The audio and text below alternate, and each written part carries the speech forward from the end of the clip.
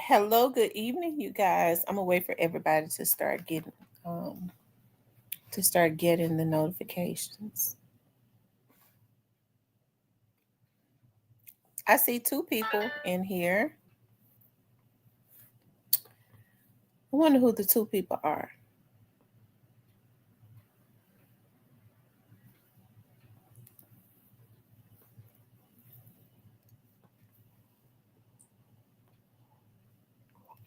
I forgot to I guess I'll do another video on that though. Hey McName Ace, I haven't seen you here in a while. Hey Miss Shan. McName Ace, I haven't seen you in here in a while. Hey Miss Muffin. Hey SL. Hey Mr. Parker. Hey M Rose. What does SL stand for? Is it St. Louis?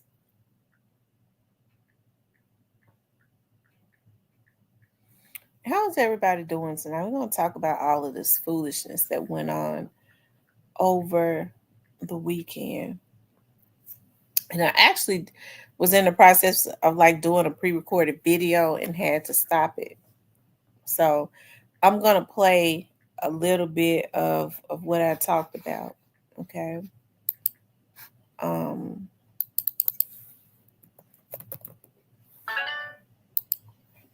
Hold on one second, you guys.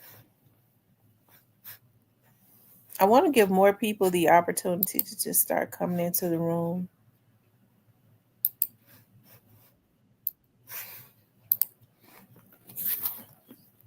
Hey, Fun with Granny Who. Hey, Joy Loves God.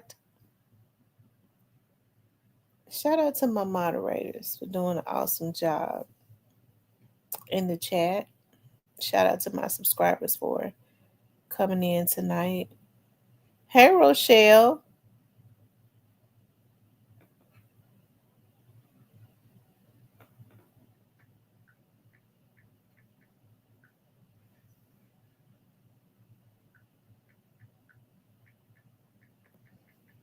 And Rose says, Joy Loves God. Hey, sweetheart. Hello, everybody. Um, I'll wait a couple more minutes. I want to get on tonight before I go to bed.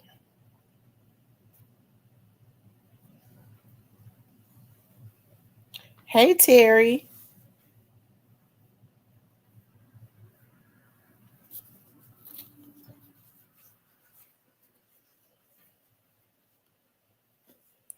I didn't, but I'm gonna look at it. As a matter of fact, before I go to bed, I'm gonna look at it and do a video on it tonight so that I can air it tomorrow.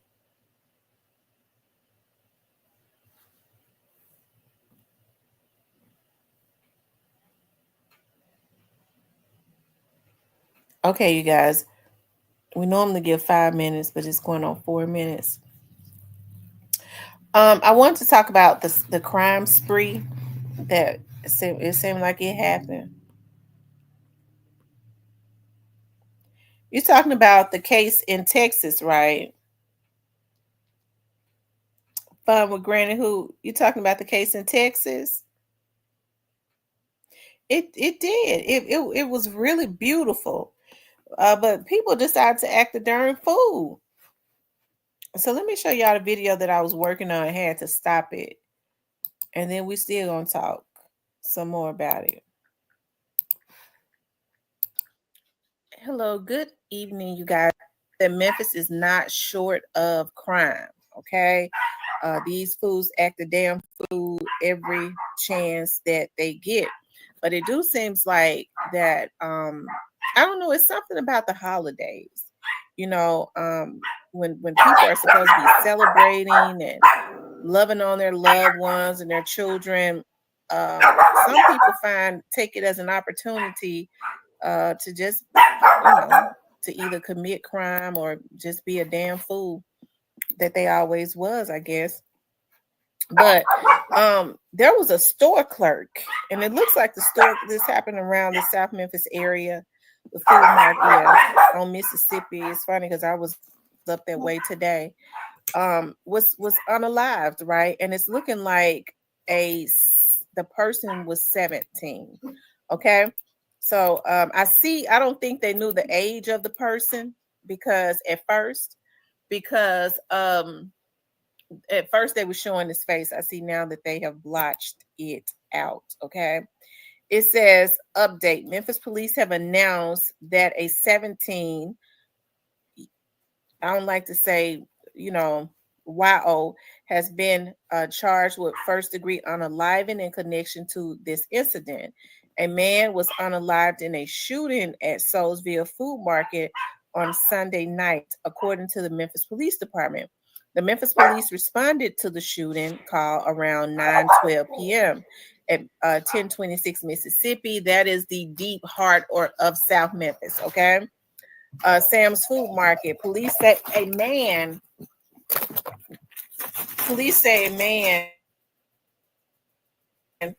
with several gunshot wounds was taken to regional medical in critical condition where he succumbed to his injuries. Okay. Y'all, my puppies are jumping around. Video surveillance captured the suspects leaving the business with merchandise he had not paid for. Police say the victim tried to stop him, and while struggling with the items, the suspect fired shots, hitting the victim and unaliving him. Okay. Now, calm down. Calm down. Now, this is him. He's got a 2-liter Fago drink and a bottle of water in his hand. Now I know people, you know, I'm sure probably was the store clerk, probably was the owner. I can't see somebody that wasn't an owner. I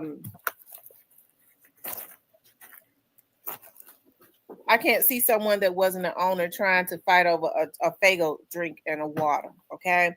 But the sad part about it is that no, listen, all of that stuff, even if you're an owner, all of that stuff should have insurance on it. I'm pretty sure that it does. I know that you want to send a message that these young thugs can't just walk up into my facility with me looking and just take my stuff, right? And just take my stuff, because if I let them get away with it, then they'll feel like they can come in there. That's not anybody in Memphis know that Mississippi, okay, over there off of Mississippi, old Mississippi, that's the heart in the deep South, in the deep heart of South Memphis, okay. Hey, we know how they get down, right? And it's unfortunate that this young boy, but like I said, they didn't know his age because they just blotched his face out, okay, because they had his face all over everything, okay. So I guess once the police dropped his age, they had to blotch out his face. But you know, this is so sad that a store clerk has lost his life, probably the owner or related to the owner or something like that, or maybe not, but I'm sure that's probably what it was, because I think anybody else would have just let them walk out the store. Now I know some people, like I said, go, no, I can't let I'm gonna say something, I'm gonna do something, but the best thing to do is call the damn police, because he probably want to go to jail anyways, okay. Sometimes people would go up into a store and steal the smallest little thing, okay, so that they can have the police called on them. Because I know a lot of times around 201 Poplar, when it's cold, they'll go into the gas station across the street from 201 Poplar and steal a Snicker bar and stand out there and wait for the folks to call the police on them so that they can have a warm place to stay. Now, a lot of times, like this young man, I don't know if this young man would have went to juvenile, but sometimes people go into stores. He got a Fago drink and a bottle of water. Okay, they'll go in there and they'll steal and wait on the police so that they can go to jail, so that they can you know get medical care. They want 3 meals a day. They want a clean sheets. Okay, a lot of them have medical problems. Okay, they be wanting to go. Once they get in jail, they if they got eye problems, they got eye issues, they hurry up and send them to medical. They start giving them shots to clear up any diseases and stuff that they may have. you know, if they have any other ailments like diabetes, high blood pressure, all of that, they immediately get them started on their meds. Okay? So that's the game. They go, and like I said, they get them healthy. Sometimes they'll go and do some stuff that they know that's gonna keep them in there for months. About 3 months. Okay, if they keep me here for 3 months, I know they gotta. I have them rotten teeth up in their head. They gotta have them snatched out. So they got a dentist up in the jail because they have medical. They have a medical company that tends to the inmates, and if they can't help them, they send them out. So they got them rotten teeth up in their head, and they go, they hurry up and snatch them out. Okay, send somebody to take them teeth out, and we'll give them some false teeth so that they can chew and eat. Okay, so they do that. They take them, they get them, cataract, glaucoma surgery, or whatever that is, and they have gout and stuff from diabetes. They make sure that the nurse go and give them their medications. They have H to the I to the V.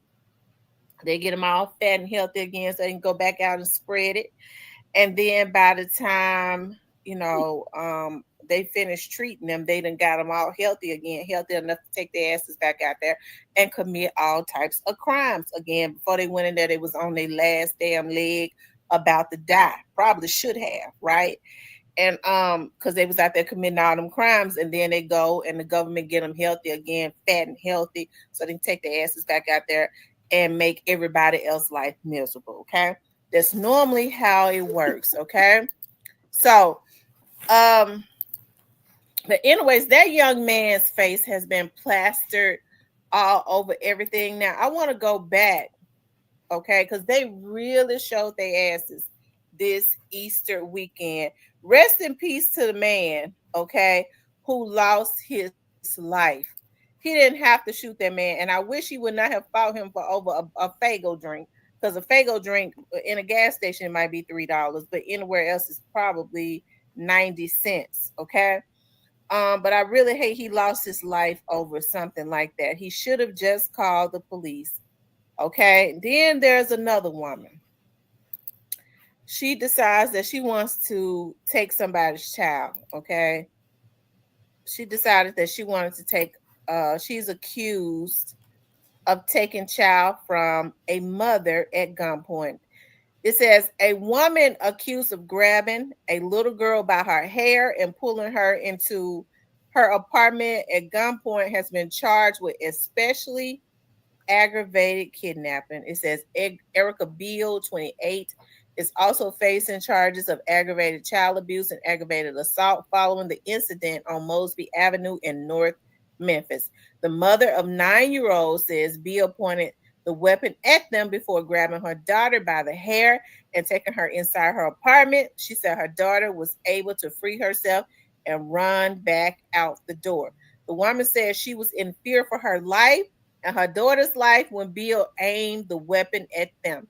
Investigators said Beal gave them permission to search her home, and they found a semi-automatic gun reported stolen in Shelby County. Okay. I don't mean no harm, but if she, not unless she got some medical issues, but it ain't no telling what's going on here. Okay, the jury might be still out on this. Now she looked like she could have did something. Okay, because she she looked like she okay. She looked like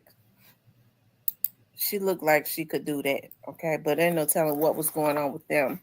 But that never should have happened. You don't put your hands on somebody's damn child and pull their hair and pull them into the house, according to that lady. Okay, that's according to the lady that would be the victim. So it's no telling what they, if that happened, you know, if that happened, she needs to be punished for it if it happened. Okay. Um,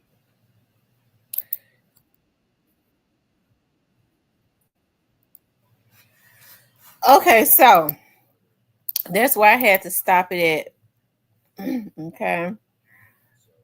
I had to stop it right there because something else happened. So, anyways, then you had this man right here, okay? Man headbutts officers after breaking into home. District attorney office says. Now, this man took his ass and headbutted some officers. Okay, it says a man has been charged after threatening a person and headbutting two officers. The Shelby County District Attorney's Office says Michael Mitchell, 33, is charged with aggravated burglary, 2 counts of assault on a first responder, domestic assault, and resisting official detention. According to the Shelby County District Attorney's Office, Mitchell's bond has been raised from $20,000 to $50,000. Now he did all this. He headbutted an officer. He got a DV charge, and he got a $50,000 bond. That's nothing. It says according to the District Attorney's Office, Mitchell vandalized the victim's vehicle and he chased and threatened the victim. He then forced entry into the victim's home and assaulted two officers by pushing, kicking, and headbutting them. The district attorney's office says he also kicked out the window of the police car following the arrest. Now, this man did all of this, and all he get is $50,000 bond. This man terrorized the police and everybody else. Okay, look at him. And I'm willing to bet he already out, okay? But they give him a $50,000 bond, okay? After all that he did. Like I said, they really act a fool, y'all, and it gets worse, okay? When I thought it couldn't get no worse, it actually get worse. It was an absolute crime spree over the Easter weekend, okay? Unfortunately, a 15-year-old lost his life in a shooting. A 15-year-old that they said never even went outside, hardly did anything, and he decided to go to the store, okay? And this is what they did to that child. Hold on one second. Just download the new WREG Plus app on your Roku, Apple TV, or Amazon Fire TV. Free, no login, no registration. Download the free WREG Plus app today. REG in Memphis. This is News Channel 3 at 4:30. Easter Sunday, families and communities were grieving following several violent and deadly attacks. Good afternoon, everyone, and thanks for staying with us. I'm Alex Coleman. And I'm April Thompson. Sunday, police were called to Nutbush after a teenager was fatally shot. Hours later, investigators responded to Soulsville, where it's alleged a shoplifter shot and killed a store clerk over a soda and a bag of chips. WRAG's Jarita Patterson with more on the disturbing details. On Easter, a day focused on faith, is the faith of some that's being tested following several homicides during the holiday. Those who frequent this Soulsville store where a shooting happened just after 9 p.m. Sunday instantly knew something was not right. When I came to the store and the door was closed, it's usually open. I came to get something to drink for me and my mom. This man, who has lived in the area near Mississippi Boulevard his entire life, close to Sam's Food Market where a violent attack happened, was stunned to hear someone he knows was one of the city's latest victims. Wow, this stuff's just horrible. I know the people that work there, so. We were able to get from police the surveillance photos moments before the deadly attack. The man pictured in the black hoodie, according to investigators, was stealing from the store. In the end, he not only took several items, but he also took the life of the clerk who tried to stop him. There is surveillance both outside and inside the store, which detectives are reviewing. This really is devastating on many levels, especially considering, according to a source, the victim lost his life over a stolen bag of chips and soda. Heartbreaking. A shared sentiment for the family of 15-year-old Michael Aguilar. He was shot and killed hours earlier just off Macon Road here in Nutbush, a mile away from his house. We stopped by the family home where his father, with the help of his 9-year-old daughter, Michael's baby sister, translated what her family was going through. We were told Michael seldom left the home, but Sunday he ventured out, headed to a neighboring store. Detectives filling in some of the blanks, telling us this may have been an attempted robbery that left Michael critically injured. Before he was taken to the hospital, Michael's older brother brought him to this nearby fire station. He was then rushed to the hospital where, sadly, he did not survive. His family was too distraught to talk on camera, but did want us to know Michael, who they described as being a shy kid, was at the wrong place at the wrong time. For your news leader, Yeah, this stuff disturbing. Jorita Patterson, WREG, News Channel 3. Y'all, now this is the crazy thing. Okay, now, and here's the crazy thing that I mean, it's a lot more stuff happened. Okay, because there was almost like a mass shooting that ended up happening where 5 people were shot and then one person succumbed to the injuries of that. It's so much that happened. I can't even find it. Okay. Okay, here it is. Ages of 5 shot in North Memphis. They were shot in North Memphis. Okay. 5 people.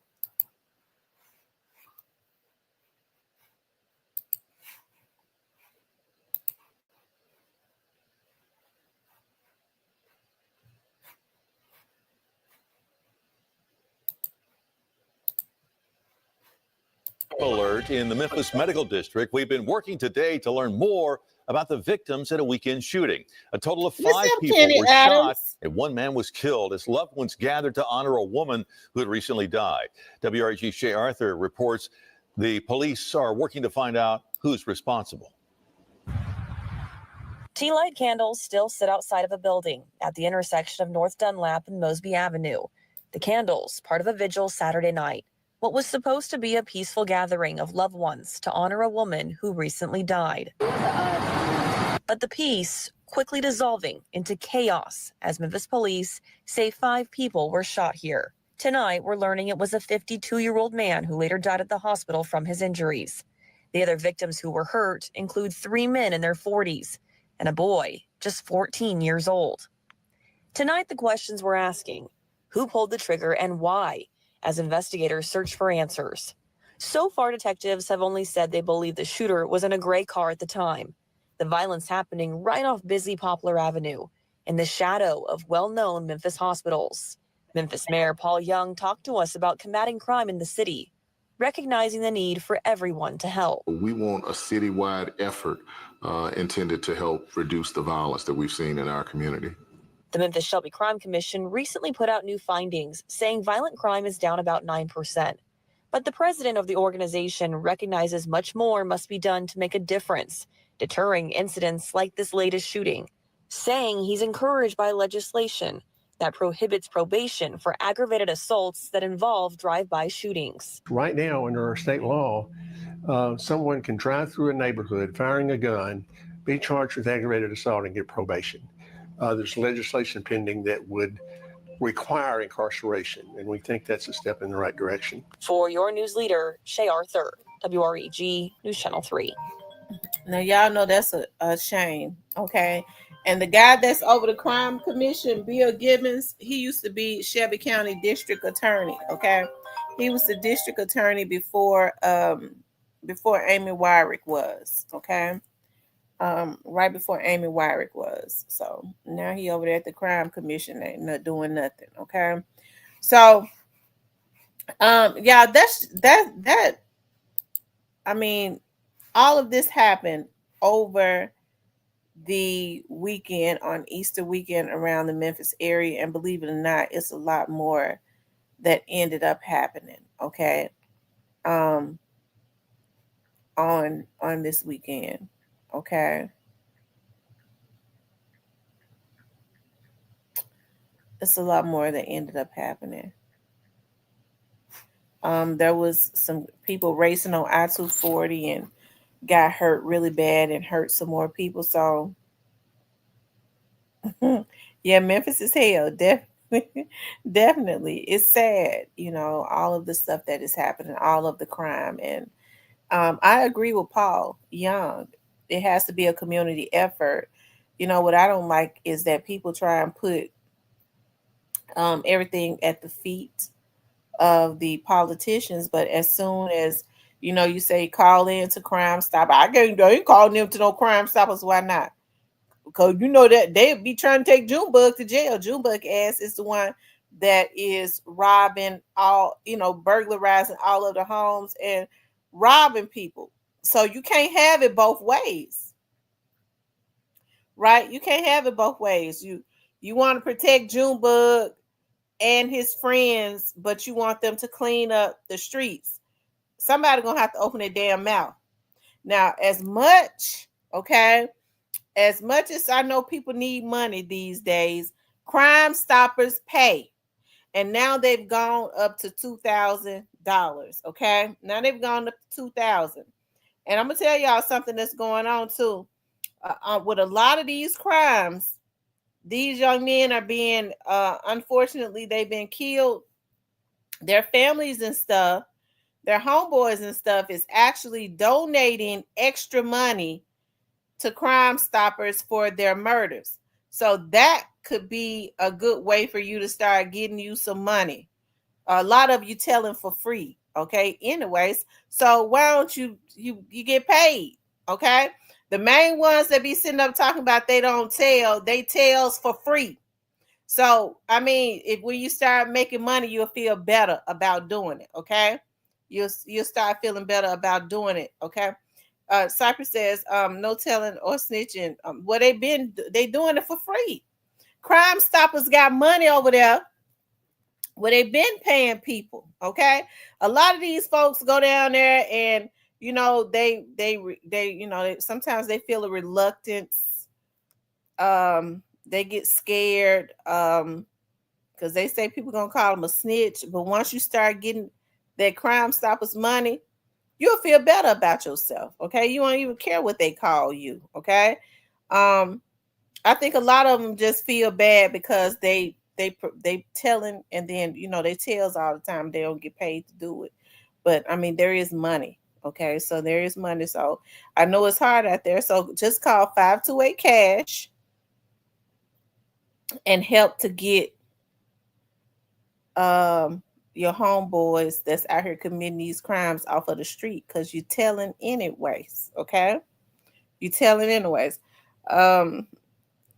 Cypress always talking about no telling. Cypress, have you ever had any run-ins with the police? I get suspicious about people that always talking about they don't tell some. Those be the people that tell, which is a good thing. 528 cash, okay? 52. Shout out to Cypress that went and got a membership. Ain't that something? I'm gonna do a members video tomorrow. We're gonna talk about straight drop tomorrow, okay? We're gonna talk about straight drop. We're gonna talk about straight drop and Gotti. Okay. What's up, Jeff Lee? Jeff Lee said, hey, T, salute all. Yesterday was also my birthday. Well, happy belated birthday. Being that crime happens in America to mark Hitler's birthday, I'm not surprised anymore. 528 cash, okay? So like I said, you cannot have it both ways. It's time for the community to be cleaned up.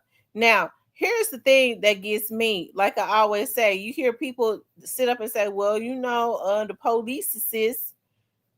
They'll put an S on the end of police, and I mean the police assist won't make they're supposed to be a curfew, and the police won't make my son come in the house. I think that's a damn shame when you sitting up wanting the police to have more control over little Rufus and Junebug than you got.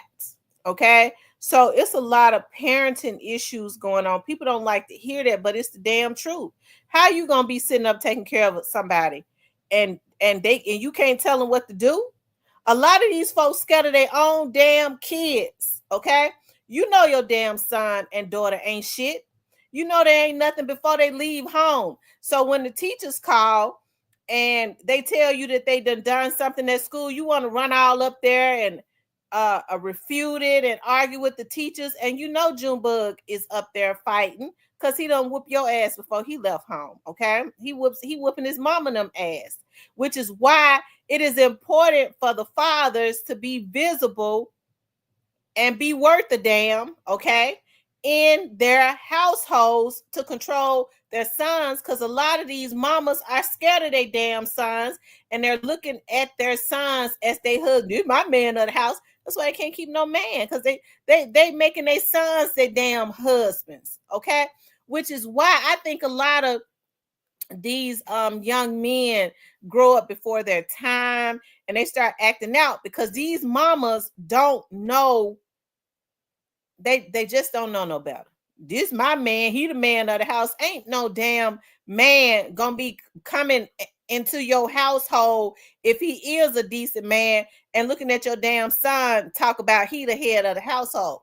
Okay, that's not how it go. And then you're not supposed to be putting all of that type of responsibility on your son. By nature, men protect their mothers. Okay, boys want to protect their mothers by nature, but you shouldn't put all of that responsibility on his back. He the head of my household. Some of these folks just and don't know no damn better because they mentally ill. Okay, and so a lot of these kids are being forced, their childhoods are being taken away from them. You leaving your damn daughter at home to take care of all the rest of your kids, and since she was 6 years old. Okay, and so folks will put it on the back of your daughter talking about, well, you know, the daughter is grown or whatever. She's been forced to be a protector, a real protector, since she was about 6 or 7 years old. Okay, she can't go outside and play and have a normal life. She got to cook for her brothers and sisters. Y'all, it's not normal. So everybody want to always outsource the blame. It ain't my fault. They don't want to take responsibility and say, well, you know what? I just didn't know no better. I could have did it better. I love to hear when people take responsibility, when they say, well, you know what? When I was a parent, I didn't do everything right. Okay, when my kids were younger, because being a parent does not come with a manual. Okay? But hey, as I've gotten older, I know better.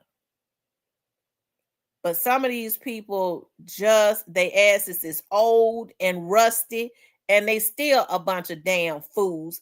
Don't want to take responsibility and want to put everything at the feet of somebody else. It's the police fault because he won't make my son come in the damn house. Okay, the kids are left with their grandparents. I remember when I was working for the Memphis Police Department. Every night in Midtown, it was around the Midtown area, the West Precinct, the old lady called who was forced to take care of her grandchildren, and she was old then because her daughter wasn't worth a damn. So she had left all of her children on her mama, who was already old. So the mother would call the police every single night. They knew the address by heart, and make her damn grandson get his ass in the tub. The police would show up every night. They already knew what it was. I mean, the police supposed to be out fighting crime. You know what I mean? And I'm not mad at the lady because she could have beat the hell out of him, but she didn't do it, right? And she was too old to do it. But every night he would have to go into Midtown and make her damn grandson get his ass in the tub when his mama ought to been there. Okay, and then they would leave, right? And that's what I'm talking about. Like I said, it's a damn shame now with and this stuff has to be addressed in our community. Like I said, mama 12, the daughter is 12, the mama is 24, and grandmama 30. Okay, mama 12, daughter 12, mama 24, grandmama 30. That's what's going on, y'all. And so that's why I say nothing is going to get better. The politicians can implement all types of laws. Okay, all they're going to be doing is sending your damn sons to the private prisons.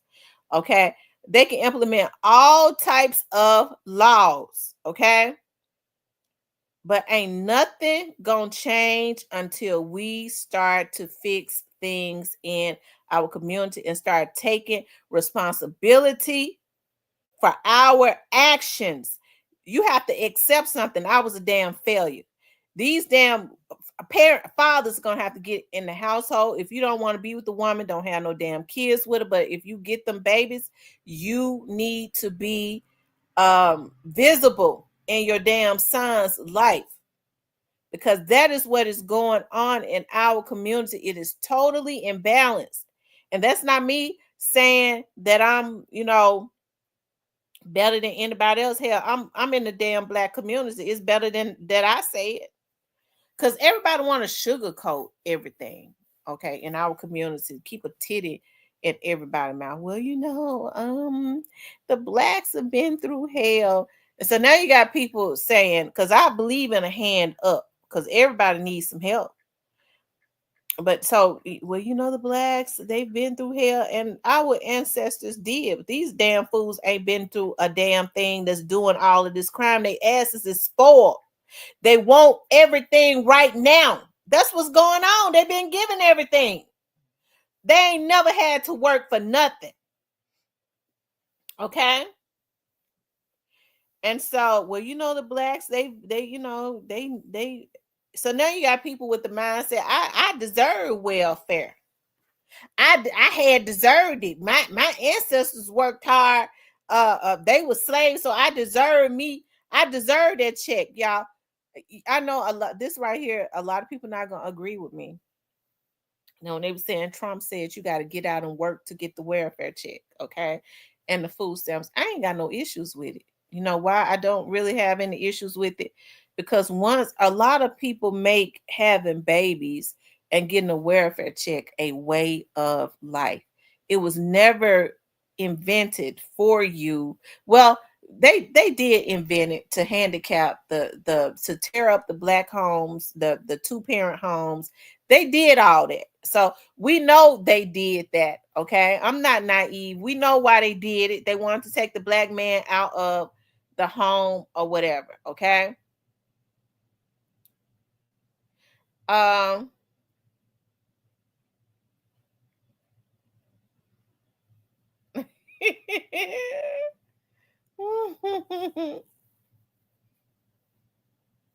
Okay. And they take the black man out of the home.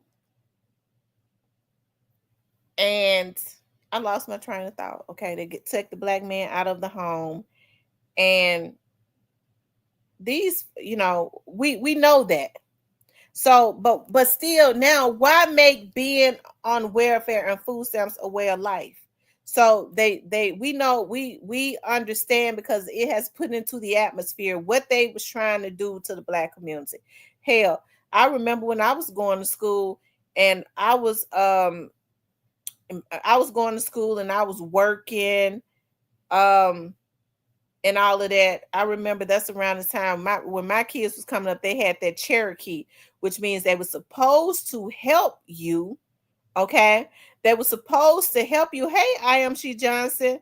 They were supposed to help you with your child care, right? But as long as I had a job, and at that time, it wasn't nothing but a damn piece of job. Okay. My dad had to pay for my girls to go to the daycare, and that was expensive. But the girls who had no job and who was not going to school, okay, because I had a part-time job, they had no job and they was not going to school, okay? And that was a damn shame, because my daddy shouldn't have had to pay for no damn daycare. I should have chose better men, but their asses was paying for it, okay? So I will acknowledge that, okay? But my daddy was paying for my daycare, but the girls who was not working, who was not going to school, they got daycare for free. Okay? You know why they got daycare for free? Y'all know why they got daycare for free? So, because they wanted them to sit at home. It was designed for them to be consistently sitting at home having more babies. Okay, says now you have to work in order to get that daycare benefit, and so now when they are forced to work, okay, when they're forced to work to get their welfare and their food stamps, some of these girls have never had a damn job a day in their life. They sit at home and wait on their check every month. That's a handicap. Y'all, nobody can live off of $100 and something check a month. And these damn men, a lot of them ain't worth shit. I'm hearing that, even because I'm gonna tell y'all something. I grew up in the project, so they wanted to work. Some of them, not all of them, won't work the damn even then. I remember when I was growing up in Clementine, every month when them women got those checks, the parking lot, we lived in the second drive. The parking lots would be full of them damn men was coming to try to be with them women for a damn $100 check to get some of that $100 check and some of them food stamps, right? They wanted to come and eat good, and she was giving him the $100 check. And y'all believe that, like back in like the 80s or whatever, you have 4 or 5 kids, you topped out at like $101 on some welfare. Now these girls ain't getting much more. I don't care how many kids they got, they top out. What y'all? How much is Shan? How much is welfare now? How much do these girls get a month? And how many kids do they top out on? Shan, no. Shan, tell me.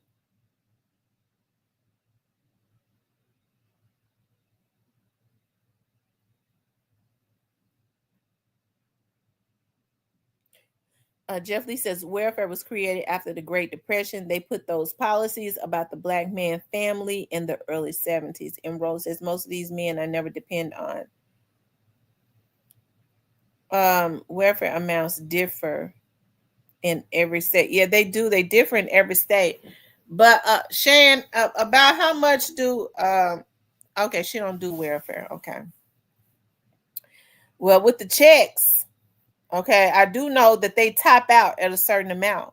And so if what's going to happen is, if these young women are forced to get out and start working, okay, they're going to have an epiphany of, how did I wait every month on $170 something check and I got 10 children? Because after so many kids, you top out, you don't get no more welfare.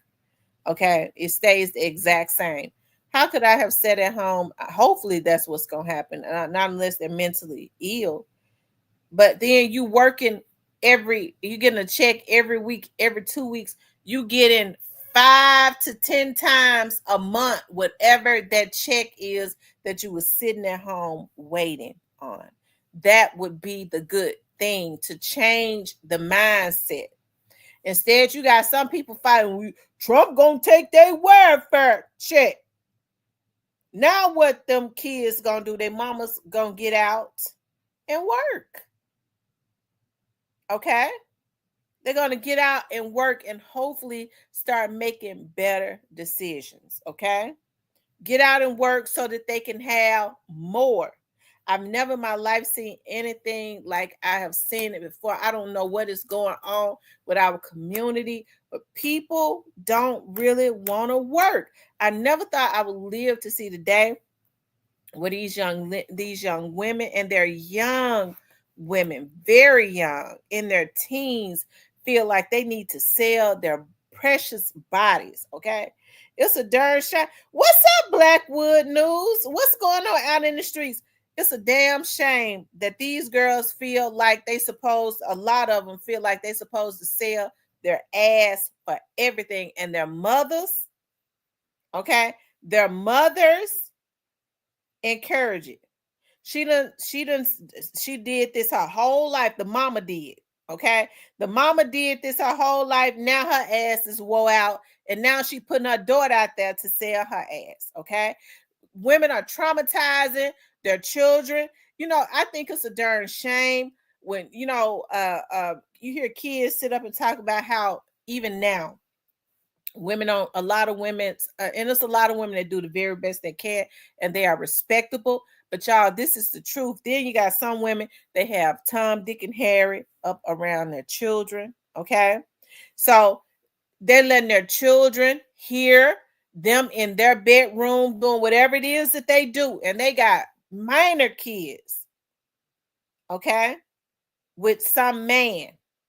And I don't mean no harm. A lot of these women ought to be ashamed of themselves. You doing all that damn hollering and screaming in your bedroom with somebody. Your kids ain't even supposed to know when you even having company.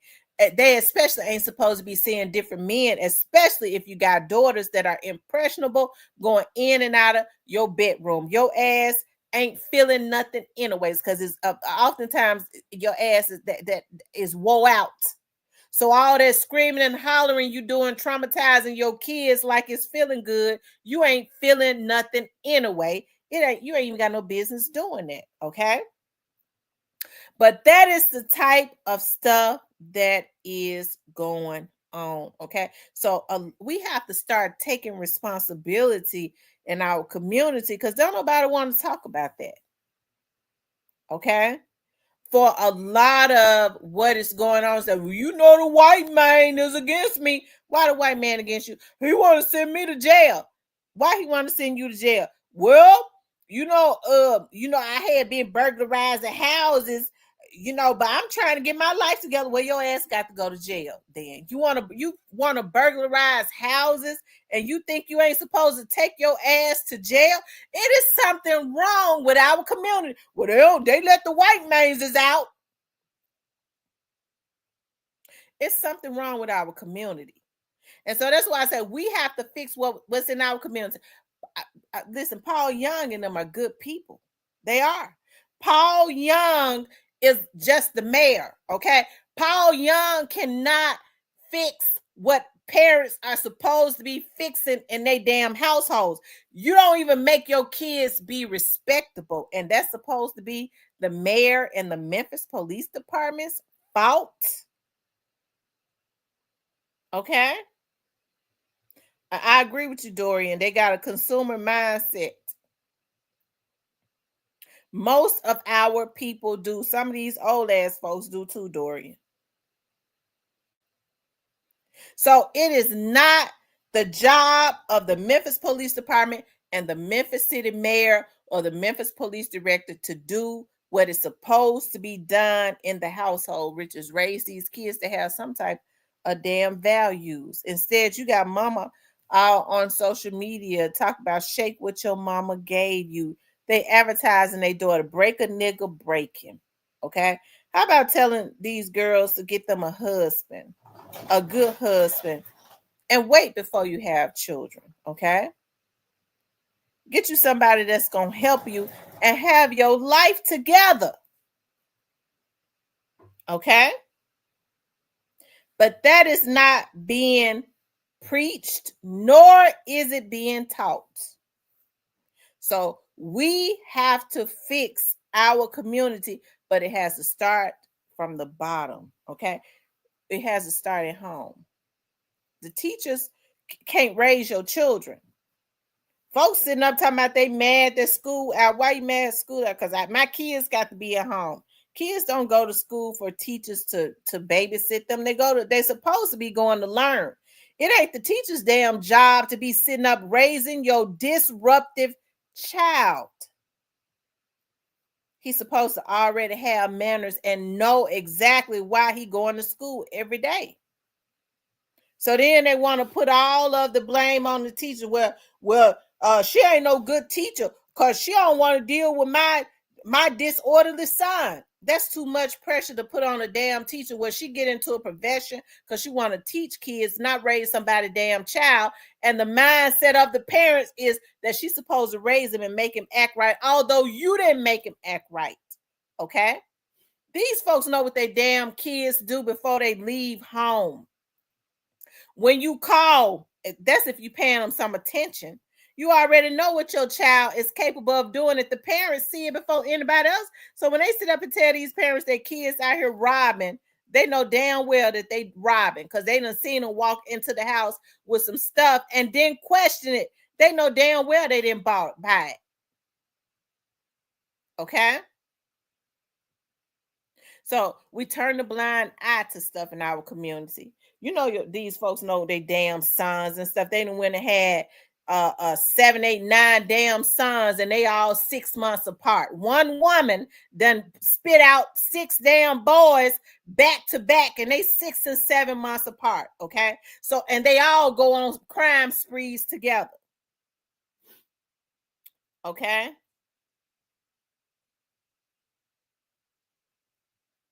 So when they call them and tell them that they boys is into something, before they get mad about Junebug, Little Rufus, Man, you know, they all have names because we all got nicknames. Little Rufus, Junebug, Man, Pee Wee. They building them private prisons for them. They just want to put them in jail now. You know, they wouldn't go to didn't care about their grades. Okay. They goes up to the school. I told y'all that one of my friends is a teacher, and he says that he was trying to call, there was a parent where he was trying to call the parent to discuss the grades of the child, of her child, and she blocked him. She didn't want to hear nothing. She blocked him. And then when the child, because kids are manipulative, anybody that got kids know that they manipulative. They will lie in a heartbeat. But the kids go home and tell their mama that the teacher don't like them. They going all up to the school with their damn green hair in their head and they see-through nightgown on to fight the teacher. But you couldn't come to no PTA meetings. You couldn't do none of that.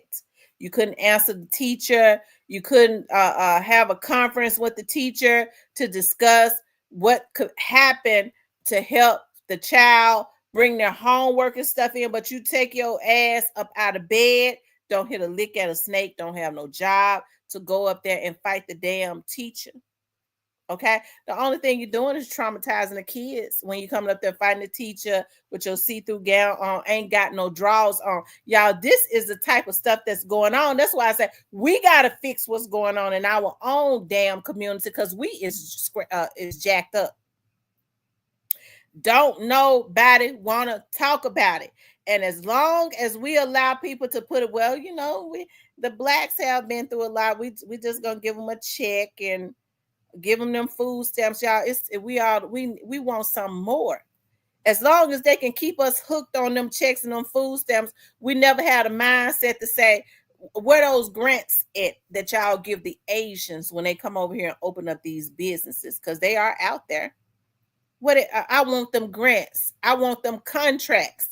As long as you stay hooked on them food stamps and that check, you never ask for that. So that's why they want to keep you hooked on them, okay? And it's a damn shame that don't nobody have the mindset to ask for it. These girls getting pregnant now because they want to prove to another girl that a damn man is laying up with them. I'm pregnant with his baby. Now I told you he was laying up with me. And so then they bringing babies into the world that they don't want. And kids know when they ain't really loved. Y'all, all these damn churches on every corner, there has to be a renewal of the mind. You have everybody talking about they are mentor, they're this, they're that, but they're scared to say anything. That's the reason why on my platform, I say what I want to say, okay? And if you come up in here, you're going to get some knowledge and you're going to think. Our community has to be told the damn truth, and that is we are jacked up. There has to be a renewal of the mind, y'all. I knew that Memphis was going to hell in a handbasket. Is that the word they use? Hell in a hell basket or whatever. All those years over at the Civil Rights Museum, y'all. The car that Dr. King and them was at sat outside of the Civil Rights Museum. These kids don't even know their history, and if they do, they don't give a damn. Everybody has heard of Dr. Martin Luther King. Everybody knows why the Civil Rights Museum is over there. Yeah, I knew something was going on with Memphis, and the people didn't care when they went over there and tried to steal that damn car. That car done sat out there longer than I've been alive. And I've been alive for a long time. Okay. That car was Dr. King was killed in the damn 60s.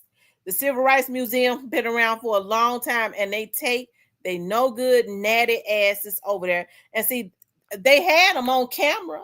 So you can't tell me that when they showing these damn fools on camera that these parents are not recognizing their damn children. They go over there and try to steal a car that is full of nothing but history. Dr. King died for them, for all of us. And they go and try to steal a car out in front of the car that Dr. King was in, the last car he was in, out in front of the Civil Rights Museum. People should be outraged. The whole Black community should be outraged just at that.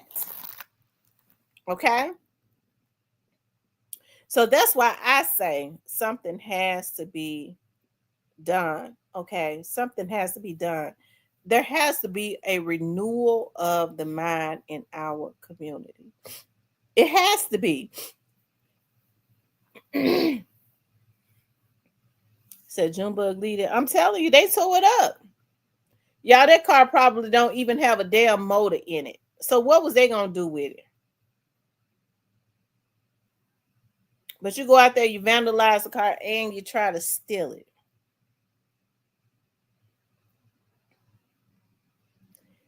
Just for doing that, somebody should have tore their asses out the frame, okay? And it should have been their parents.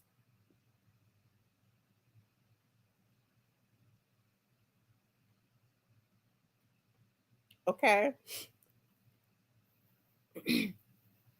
So, like I said, I always say it, there has to be a renewal of the mind. Y'all notice I don't preach as much as I used to, because it seems like the more I preach, the worse it gets.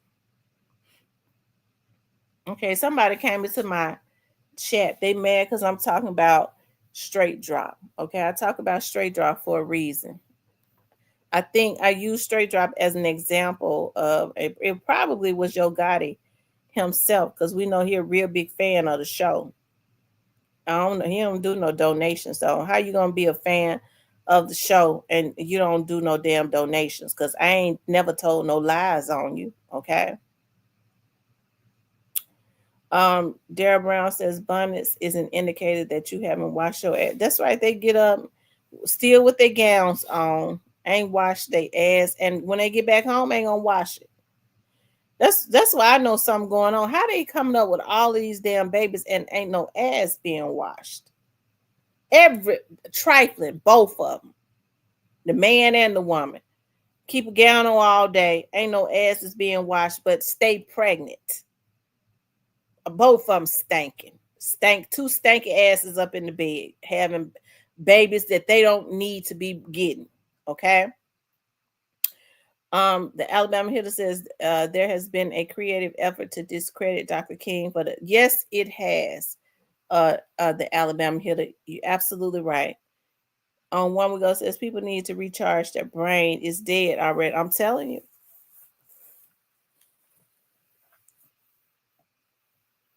She said Gotti. Whack 100 said something else about Gotti. Because Whack 100 been saying that Gotti gonna be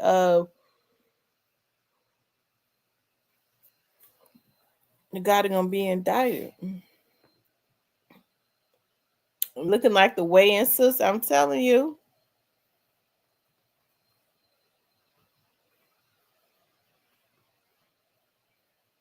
So, they don't want me to say anything about straight drop. I mean, I think I done tried to, me being on here, I think my intentions have been better than the people that used him and the people that's talking about they rooting for him here.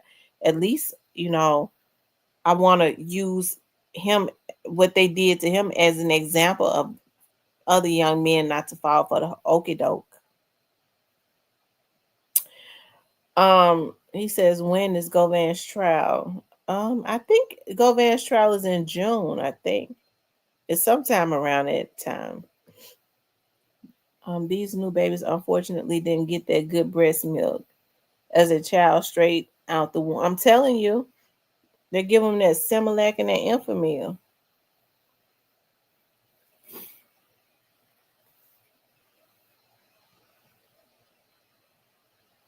Okay, his trial is in August.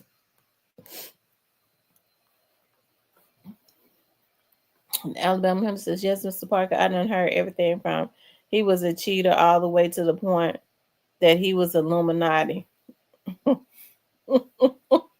Yeah, they try and discredit him. I mean, people started putting out books talking about Dr. King was having relations with women. I mean, I wasn't married to Dr. King, okay? But I mean, even if he was having relations with women, at least it was with women and not men, okay? I mean, that's what God. Don't get me started, because y'all know how I can get real nasty with it. That's what God gave him a dick for, okay? Excuse my French. To be with a woman.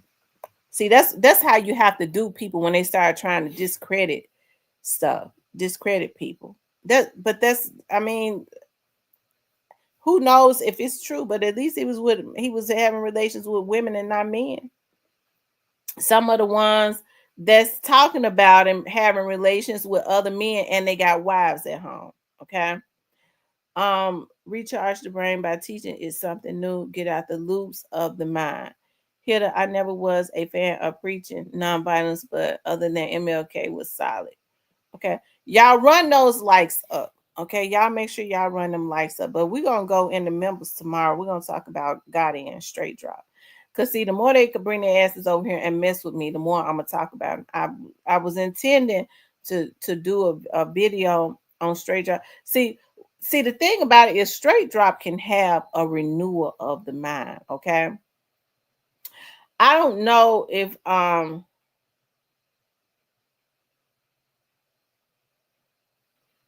usual suspects offended by everything, ashamed of nothing, right? Okay.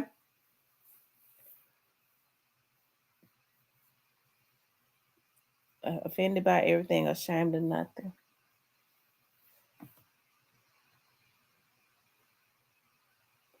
The Alabama Hindu says Dr. King was a hell of a man and did more before 39 than most did. I mean, that man put his life on the line. And y'all know it hurt me even when I go back and look at his video of the last night that he preached. Dr. King knew that they was going to kill him. He was young. He was about 39 years old. He had a young family, and he was out there. And it's a damn shame. It's still going on in our community. That's why I say there has to be some repercussions. Dr. King was out there putting his life on the line. He could have been at home with his family. He had small children, babies, newborn babies and stuff. A young, beautiful wife. He could have just been preaching at his church and taking care and lived a long life. Instead, he chose to take the call and to be on the front line, to push for a cause for the betterment of all of his race. And even then, you had folks that was jealous of him, that looked like him. They asses all they had been tired of picking cotton, okay, for less than a penny. And this man would take the calling to be at the front. And because he was getting the most attention, it's still happening now. Okay? They would be jealous of him, and some of them helped to set him up. It's a darn shame before God. That's why I say there has to be some repercussions, okay? There has to be some repercussions when people go and sell out our community, okay? And this would be the month that he was killed. That man was hurt. He knew his family was family. What you said on paper.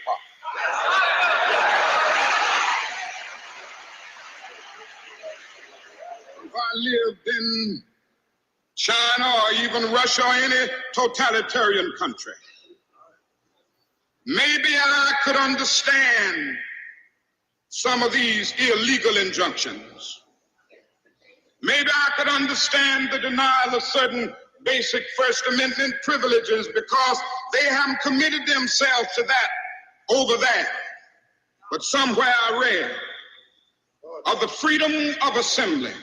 Somewhere I read of the freedom of speech. Somewhere I read of the freedom of press. Somewhere I read that the greatness of America is the right to protest far right.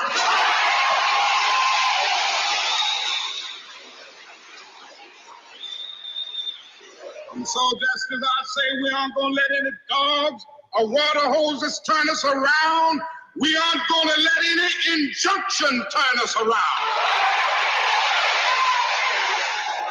Y'all, these was Black people that had a determination, and they understood that there was power in unity.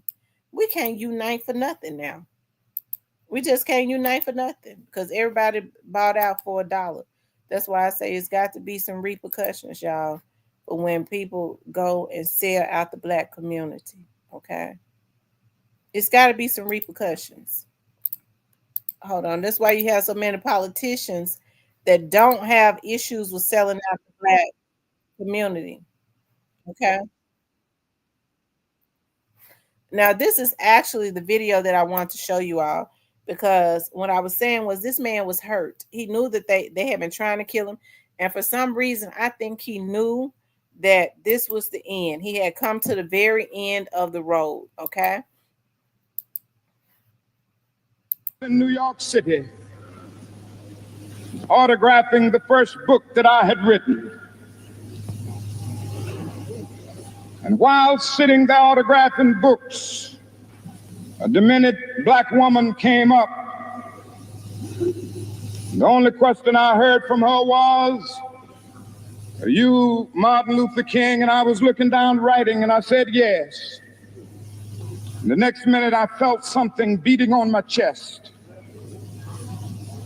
Before I knew it, I had been stabbed by this demented woman. I was rushed to Harlem Hospital. It was a dark Saturday afternoon.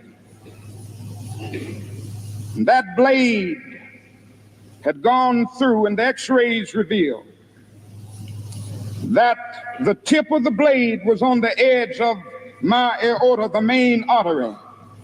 And once that's punctured, you're drowned in your own blood. That's the end of you. Yes. It came out in the New York Times the next morning that if I had merely sneezed, I would have died. Well, about 4 days later, they allowed me, after the operation, after my chest had been opened and the blade had been taken out, to move around in the wheelchair in the hospital. They allowed me to read some of the mail that came in, and from all over the states and the world, kind letters came in. I read a few, but one of them I will never forget. I had received one from the president and the vice president. I've forgotten what those telegrams said. I'd received a visit and a letter from the governor of New York, but I've forgotten what that letter said. Yes. But there was another letter. All right. It came from a little girl, a young girl, who was a student at the White Plains High School. And I looked at that letter, and I'll never forget it. It said simply, "Dear Dr. King, I am a 9th grade student at the White Plains High School." And she said, "While it should not matter, I would like to mention that I'm a white girl. I read in the paper of your misfortune and of your suffering. And I read that if you had sneezed, you would have died. And I'm simply writing you to say that I'm so happy that you didn't sneeze." And I want to say tonight,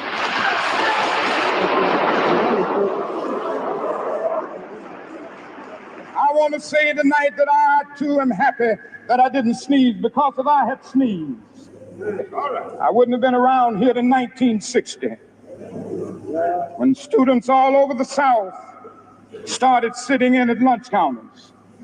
And I knew that as they were sitting in, they were really standing up for the best in the American dream and taking the whole nation back to those great wells of democracy which were dug deep by the founding fathers in the Declaration of Independence and the Constitution. If I had sneezed, I wouldn't have been around here in 1961 when we decided to take a ride for freedom and ended segregation in interstate travel. If I had sneezed, I wouldn't have been around here in 1962 when Negroes in Albany, Georgia decided to straighten their backs up. And whenever men and women straighten their backs up, they are going somewhere, because a man can't ride your back unless it is bent. If I had sneezed,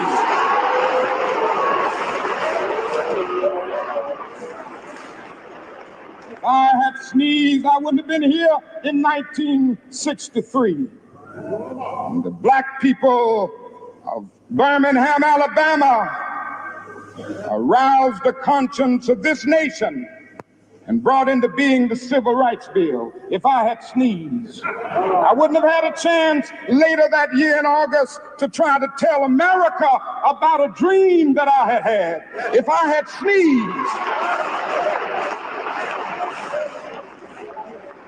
I wouldn't have been down in Selma, Alabama to see the great movement there. If I had sneezed, I wouldn't have been in Memphis to see a community rally around those brothers and sisters who are suffering. I'm so happy that I didn't sneeze. And they were telling me, now it doesn't matter now. It really doesn't matter what happens now. I left Atlanta this morning, and as we got started on the plane, there were 6 of us.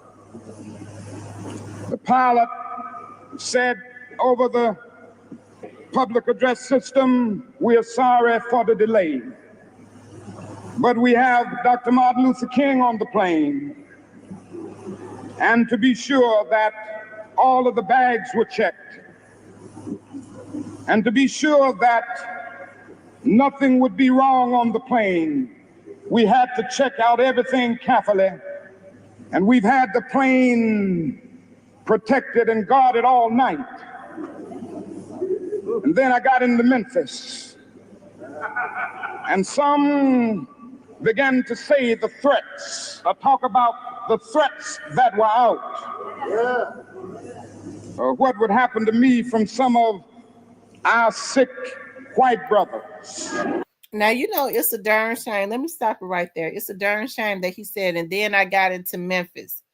And when he get into Memphis, they started to talk about some of the threats that was out on his life. And it's a darn shame that it has gone from there being a race war where white people was slaughtering people like Dr. King to black on black crime. And then we have the nerve to try to outsource it and say, well, you know, the white man used to make me did. There ain't no white man made you break up into nobody's house and kill and rape no damn body. That was your mind that made your sick mind that made you do that. Until people are held, we make people take responsibility for what they do, ain't nothing gonna change in our community.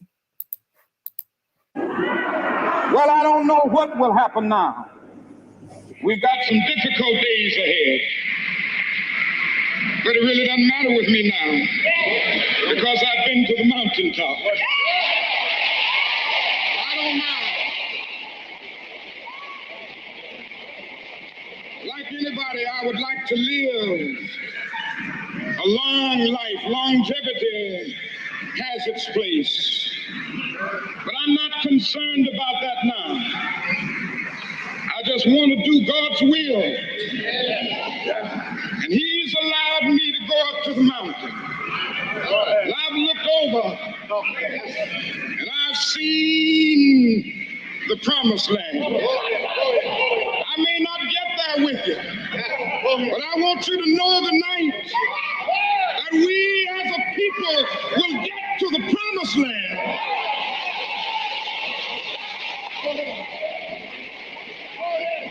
So I'm happy tonight. I'm not worried about and I'm not fearing any man. Mine eyes have seen the glory of the coming of the Lord. Dr. Martin Luther King, April 3rd, 1968, the night before he was assassinated in Memphis, Tennessee. And it's a darn shame that, it gets me emotional that we have the blood stain in Memphis of Dr. King, a man who did great, and yet we still have the Yo Gottis and the lichens of him that grew up in Memphis and understand the importance of Dr. King. I know they're around my age, so I know we learned about it in school, and yet they're doing what people of other races was doing to us. And we had somebody they did to young Dolph and others, okay, what people of other races was doing, and that is slaughtering and lynching us and sending other young men out to do the same thing by dangling money over their heads, So that's why I say people have to reap what they sow, but we can't forget. I know a lot of it's a damn shame that I think some young people don't even know who Dr. King is. And so to be down there at that Civil Rights Museum, and I can't just put it all on Gotti, it's other people too. It's other people in Memphis that has had some type of status that has done some of the exact same things. And I think as a race, as a whole, we need to be ashamed of ourselves, right? Like I said, with the blood stain, with Dr. King's blood stain and others that is on the city of Memphis, I would think that the standard would have been lifted higher. Things just would have been done differently, but we forget. Okay, there's nowhere in the world that a bunch of these young kids should have ever. I don't care if a gang war had broken out down there around that Civil Rights Museum. With all of that history and what that car represents, what that museum represents, there should have been enough respect to say, no, we can't do that over here. Okay, we can't do that over here. But the problem is people don't respect history, and people just don't respect human life to include their very own. They don't even care anything about their very own life.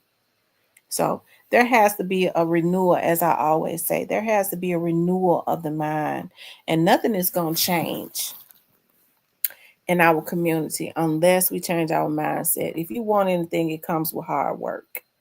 Everybody got a get rich quick scheme. They want to try to take shortcuts. There ain't no shortcuts.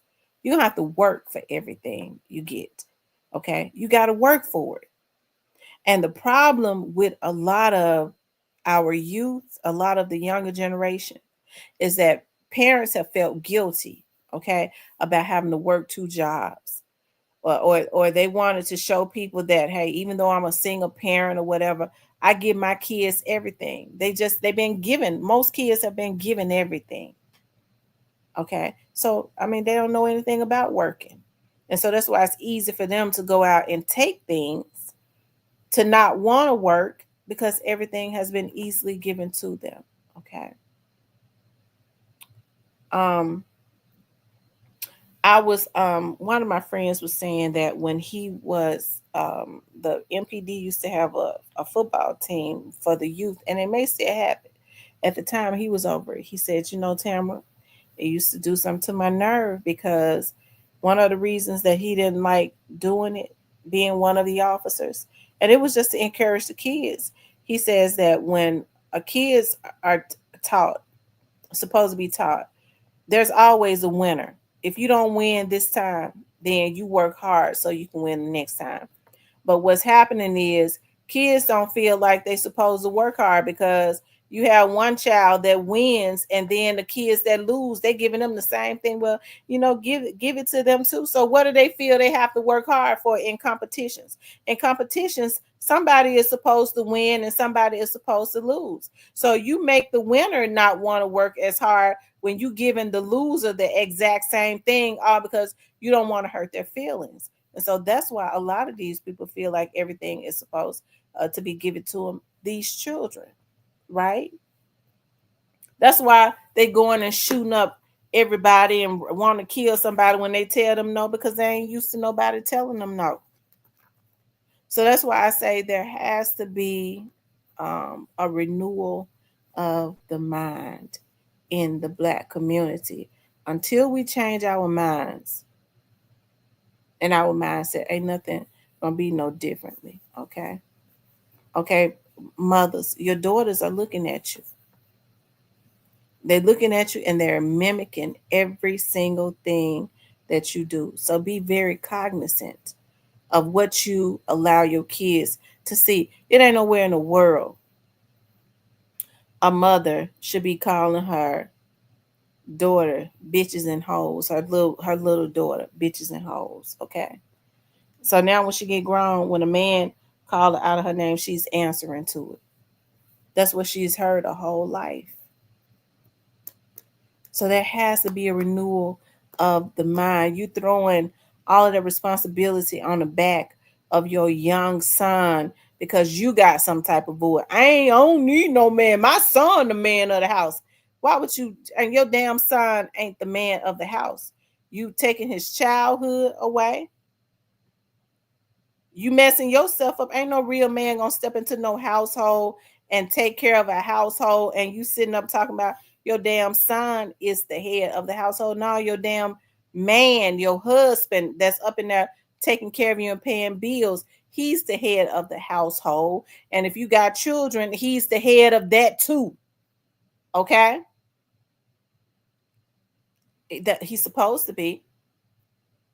But instead, a lot of women are so emotionally messed up. They treat their sons like their damn husbands. They want, I can't get mad because look, JJ he gonna be mad if I bring a man up in his house. They done made their damn son their husband. He runs the house and the mama's scared of him. Okay. So that's why I said there has to be a renewal of the mind and the mindset in our communities, right? Because a lot of these kids go through things that they ain't got no business going through because their parents are emotionally screwed up. So when you get through voting in a new mayor, you get through voting in a new police director, new politicians, ain't a damn thing gonna change until we start cleaning up what's in our households. Okay, because a lot of these killers is coming up out of our damn households. These women know their damn kids out here killing folks.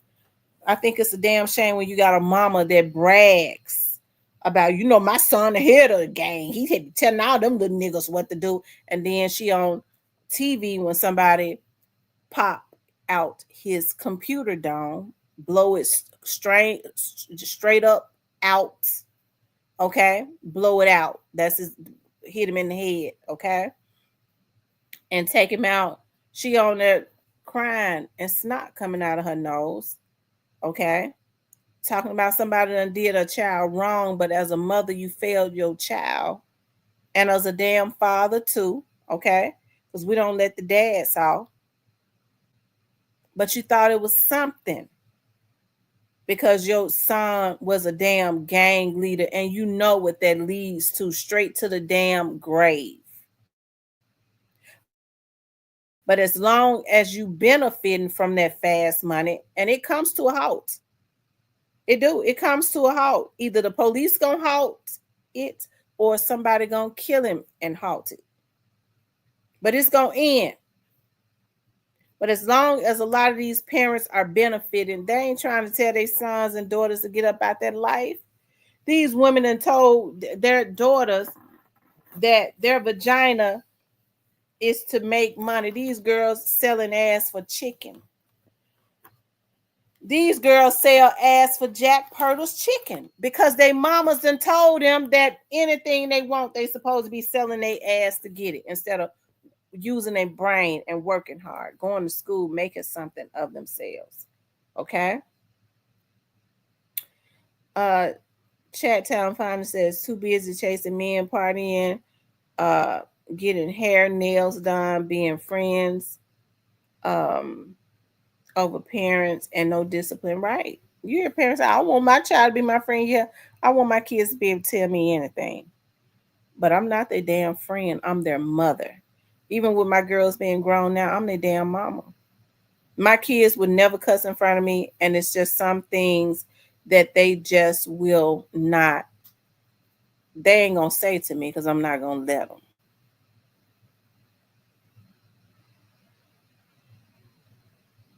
Okay,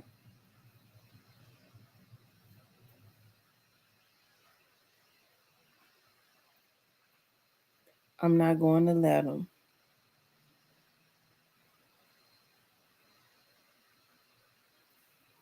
So, like I said, there has to be a renewal of the mindset in our community, okay?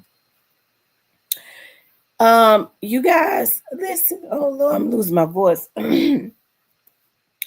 Tomorrow, I'm gonna put out some videos and but then we're gonna go into the members. We're gonna go into the gold and the platinum. Yeah, no, I don't put no exclusives in the gold, but we do go in and we go behind the wall and talk.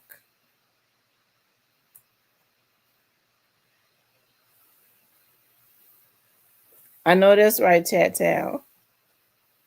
TT, you soft. Ain't nobody scared of you. Mr. Parker said, I'm soft. Okay. Mr. Parker, I be trying to let that crazy side lie dormant. And I'm not crazy. I be trying to let those sides. I think people need to ask Vanessa. Vanessa been my friend my whole life.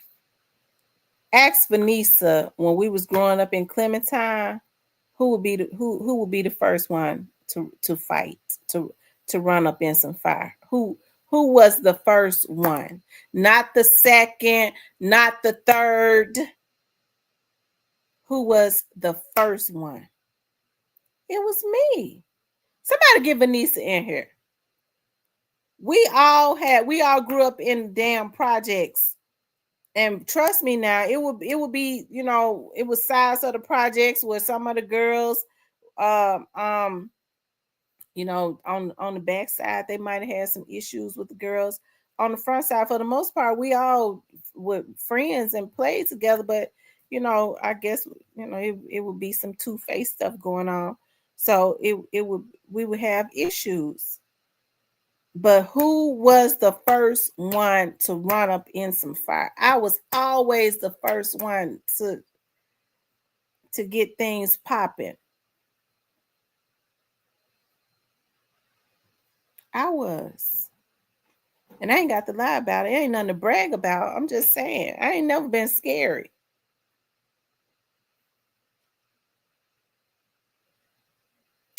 I remember, I think I told y'all about this before.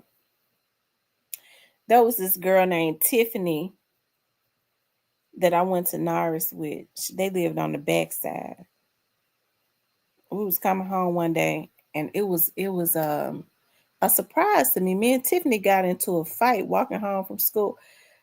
All of the people from the backside in Clementine, they was friends with Tiffany, so they was rooting Tiffany on. I think I just couldn't concentrate. Tiffany won that fight. She won that fight. Tiffany did. She won. But me and Tiffany couldn't be cool no more until we was even. So when they would say Tiffany outside. By that time, Vanessa and them had moved to the back of the projects. They moved from, because they used to live on our side on our porch. Then they moved to the back. Vanessa say Tiffany outside. So I always knew how to run real fast with skates and stuff on. So I had my skates on. They said she was outside. I run back there. Okay. Me and Tiffany got the opportunity to have another showdown. I whooped Tiffany's ass, and me and Tiffany we was all right after that, okay? Because that's how it was. You see, folks now scared to get their ass tore up. Okay, I ain't have to worry about Tiffany no more. She ain't have to worry about me no more. Because Tiffany liked to pull. She pulled hair. I had long hair. Tiffany pulled. She liked to pull hair. I ain't like for nobody to pull my hair. So, but I pulled hers first. Since I know she was gonna go for my ponytails, we had ponytails. But But that's what happened. We grew up like that. There ain't no damn cap. That's the truth. At Vanessa will tell you. Okay. At Vanessa, she know all about it. And so people don't like to fight no more. They scared to fight. You're going to win some fights and you're going to lose some fights, but folks scared of being embarrassed. So what they'd rather do is they'd rather mess their life up and shoot you and go to jail. Okay? I ain't got no hands. Okay. All right, Mr. Parker. Mr. Parker said I ain't got no hands. Okay. I'm not gonna fight no man. I'm telling you now, that's out of my league. I'm not fighting no man. I don't fight men no more. Okay. I don't fight men anymore. ZK says people don't want to get their ass. I'm telling you, they don't.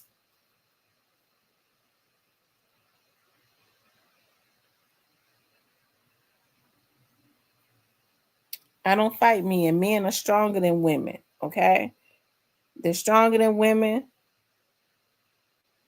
And so God never meant for that to happen. So that's why you have to go ahead and get that thing and fired up. Okay.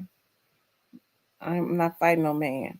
Okay. I'm done with that. I've been delivered to bigger things. Okay. I've been delivered to bigger things. I'm a pop that fire. Okay. I've been delivered to bigger things.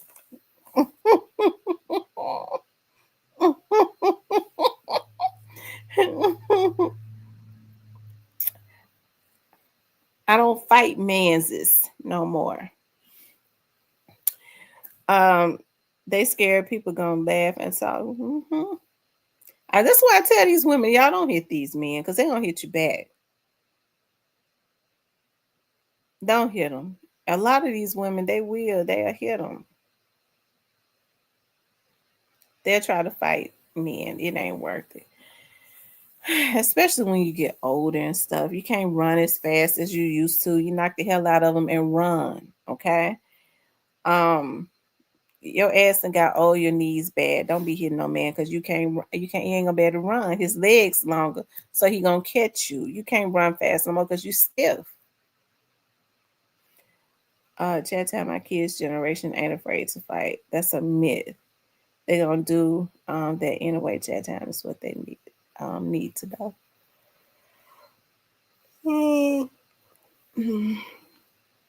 Anyways, y'all, this was a good live tonight. I enjoyed y'all tonight, but I enjoy y'all always.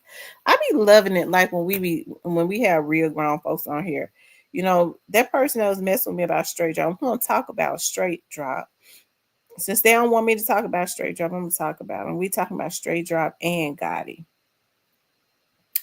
Okay, we're gonna talk about it. Me and the members though tomorrow. We're gonna talk about it in the members, and I'm probably gonna do a video on them in the morning too. I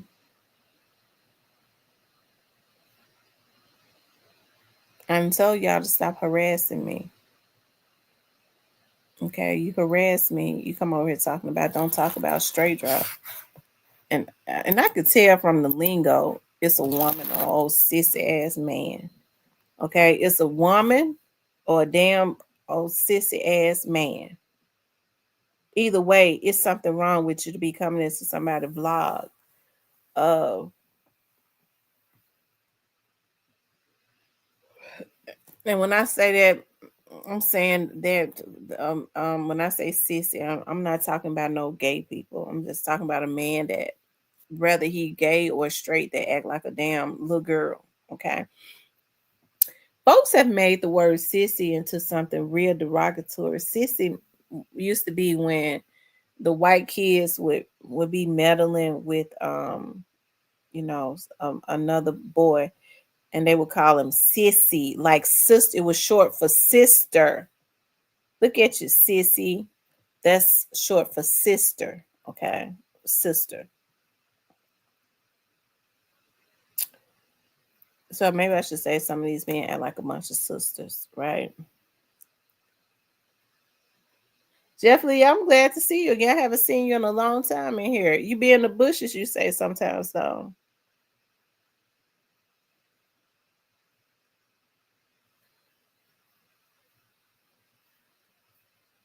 Mm-hmm.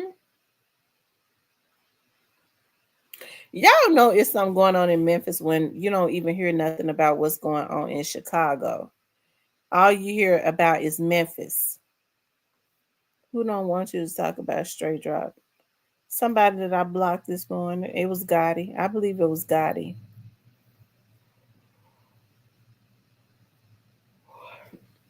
I think it was Gotti. He got 100 pages. Okay.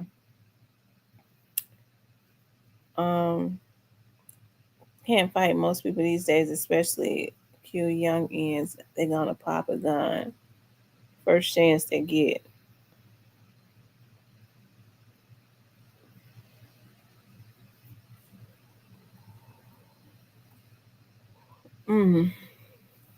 Anyways, you guys, I gotta get off here. I don't know. I'm sleepy tonight. I'm tired early. So, anyways, you guys, tomorrow when I get home, I think I gotta go to church. I gotta go to prayer tomorrow. I think. No, I gotta go to grief counseling tomorrow. I got to do grief counseling tomorrow. So when I get through with my grief counseling class, I'm going to get on. Y'all know I'm back in my grief counseling classes that I was taking before for my dad. You know, my dad's death.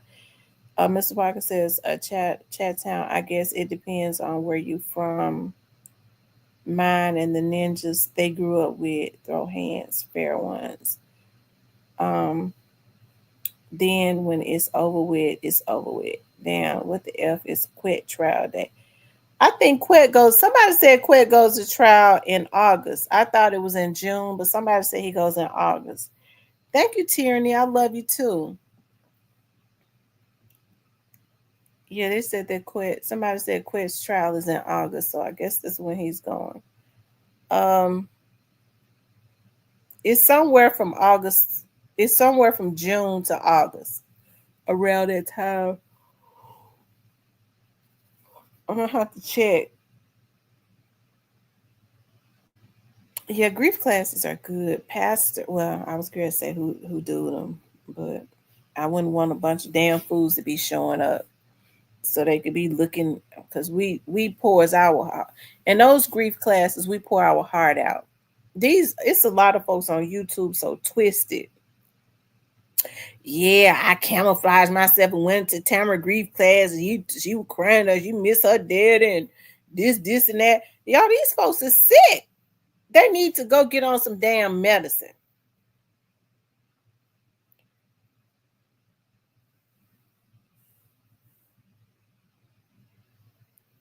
Quet is from June. He either goes in June or August or July. It might be July. But when that's the day. I don't really think Quet is gonna go to trial. I would be surprised if he goes, but I can't see that brother committing suicide. You know, that's that right there would be a dangerous to go to trial. Like I said, what Quet need to understand is Quet got high priced lawyers. If those lawyers could get his charges dropped, why haven't they gone before the courts to have his charges thrown out? They have not petitioned the courts to do that. Evidently, they have not petitioned the courts to do it because the evidence is overwhelming. How come the prosecutors have not dropped Quet's charges? Evidently, they feel like they got enough evidence to prove, and they got the indictment. Shit, they had enough to get the indictment. So I think those are the things that Quet need to look at. Oftentimes, when they get to, they'll start dropping charges to a lesser charge and working with a person. That has not happened. So if I was him, I wouldn't go to trial. I think what Quet needs to do is let the Lord use him. Okay. something that he need to let the Lord use.